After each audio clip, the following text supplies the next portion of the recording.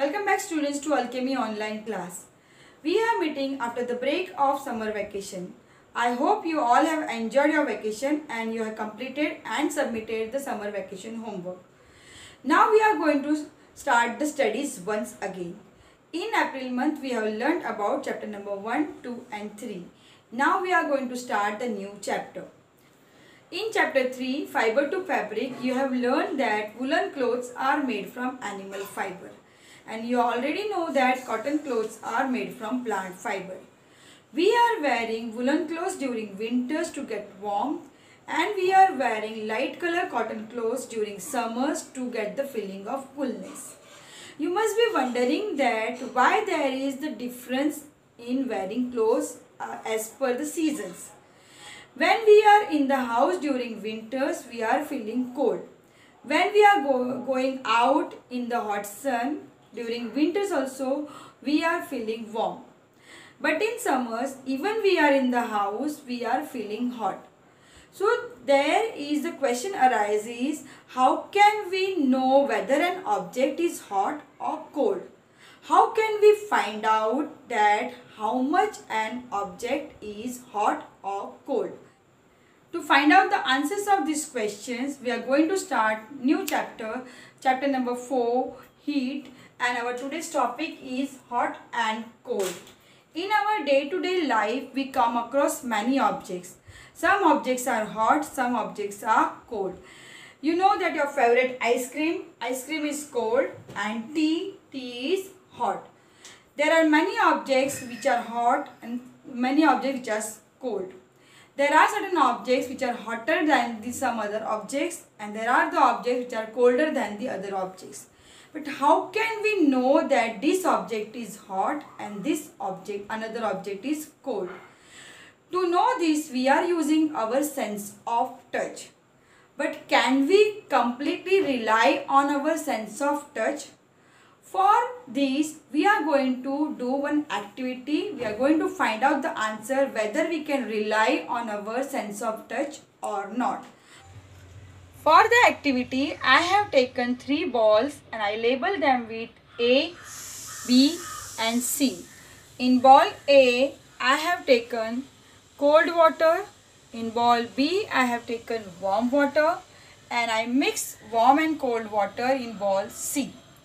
Now I am dipping my left hand in ball A and right hand in ball B for 2 to 3 minutes.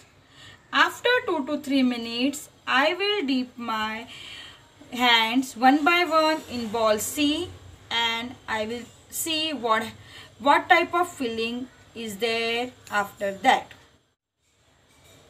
After 2 to 3 minutes, I am dipping my left hand, which was kept in cold water, in ball C, and I am feeling that water in ball C is warm.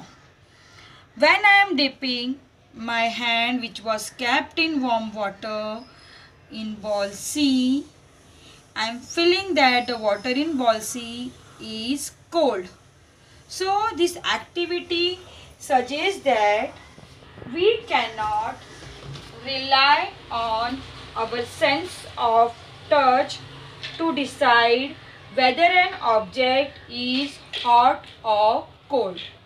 So sometimes this may give us wrong result. If we can't rely on our sense of touch, then how can we find out how hot an object really is? To find out that, we must know the temperature of the object. Then the question comes, what is temperature? A reliable measure of the hotness of an object is its temperature. We can measure this temperature by using a device called thermometer. In this class, we are going to study about the laboratory thermometer and the clinical thermometer in detail. Now we are going to study about the clinical thermometer in detail. Have you ever seen a thermometer?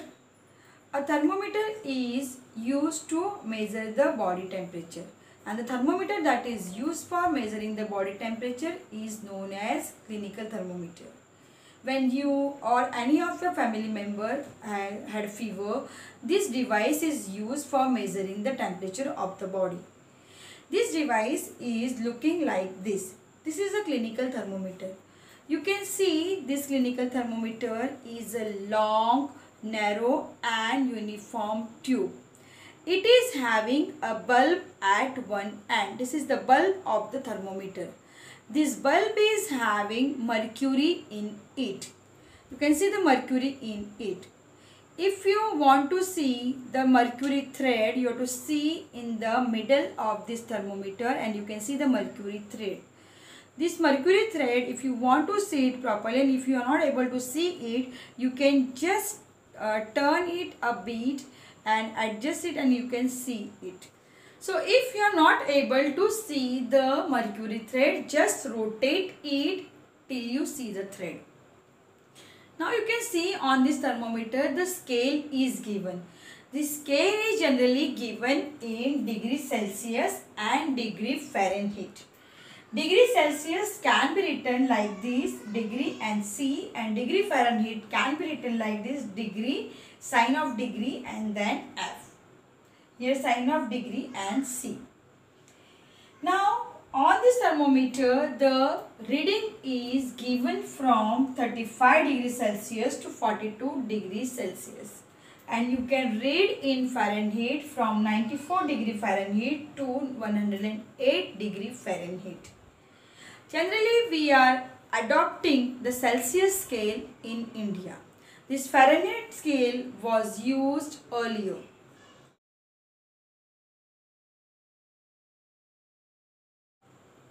We will learn about how to read a thermometer in tomorrow's class. Today we will end up here, but before ending up, we will have a recapitulation. Today we have learned about hot and cold objects. We can know the hotness or we can feel the hotness or coolness of any object by touching them. But we cannot completely rely on our sense of touch. It may give us false results that we have seen through one activity. Then how can we measure the hotness of any object? So we can measure the hotness of any object by using a thermometer, and the hotness of any object is the reliable measure and it is the temperature of that object. Then we have learned about the clinical thermometer in detail. Clinical thermometer is having Celsius scale, degree Celsius scale and degree Fahrenheit scale. Now it's time for today's homework. I am going to ask you one question and I hope that you will be ready with the answers by tomorrow. The question is, why is mercury preferred as a thermometric liquid? I repeat the question, why is mercury preferred as a thermometric liquid? We will meet once again tomorrow. Till then, be safe, be at home and keep learning.